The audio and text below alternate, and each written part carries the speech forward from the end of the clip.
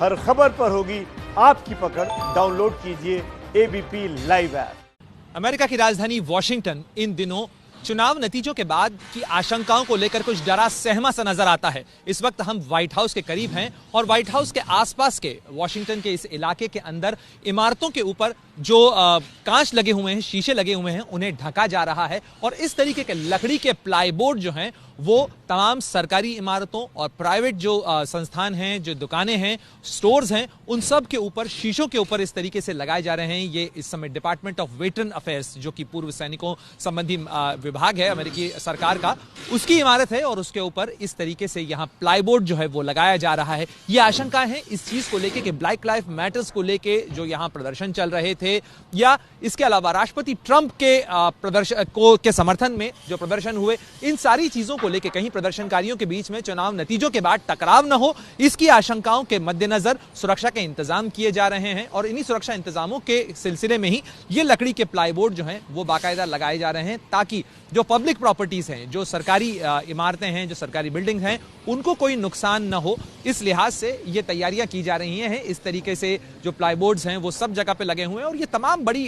इमारतें जो हैं वहां इस समय इस तरीके के इंतजाम देखे जा सकते हैं। आप देखिए पीछे भी जो है इस तरीके से जो प्लाईबोर्ड्स हैं वो लगाए गए हैं और ये इस थिकनेस के प्लाईबोर्ड्स हैं, इतनी मोटाई के प्लाईबोर्ड हैं ताकि इन्हें डिस्ट्रॉय न किया जा सके, इन्हें नुकसान न पहुंचाया जा सके, ताकि सरकारी इमारतों में शीशे न टूटे। क्योंकि बीते कुछ समय के दौरान जो प्रदर्शन हुए वो काफी उग्र भी हुए और इसके मद्देनजर ही जो डिपार्टमेंट्स हैं वो ये इंतजाम कर रहे हैं कि इस तरीके से कोई नुकसान ना हो। और 4 नवंबर को चुनाव नतीजे किस तरीके से आते हैं, चुनावी ऊंट किस करवट बैठता है, इसके मद्देनजर ही इस बार चूंकि माहौल बहुत चार्ज है, बहुत जो है लोगों के अंदर इस चीज को लेके काफी अभिव्यक्ति है लोगों की कि किस तरीके से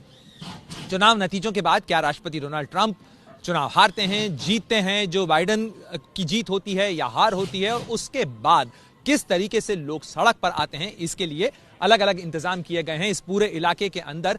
एक तरीके से जैसे भारत में धारा 144 लगाई जाती है, उसी तरीके के कई रेस्ट्रिक्शंस जो हैं वो यहां पर लगाए गए हैं, यानी वाहनों की आवाजाही पर प्रतिबंध लगाया गया है। इसके अलावा यहां बाकायदा पोल्स के ऊपर नोटिस लगाए गए हैं। इस तरीके के नोटिस देखिए, इस तरीके का नोटिस लगा हुआ है जिसके ऊपर लिखा हुआ है कि ये इमरजेंसी नो पार्किंग लगाया गया है, जिसके अंदर 3 नवंबर जो चुनाव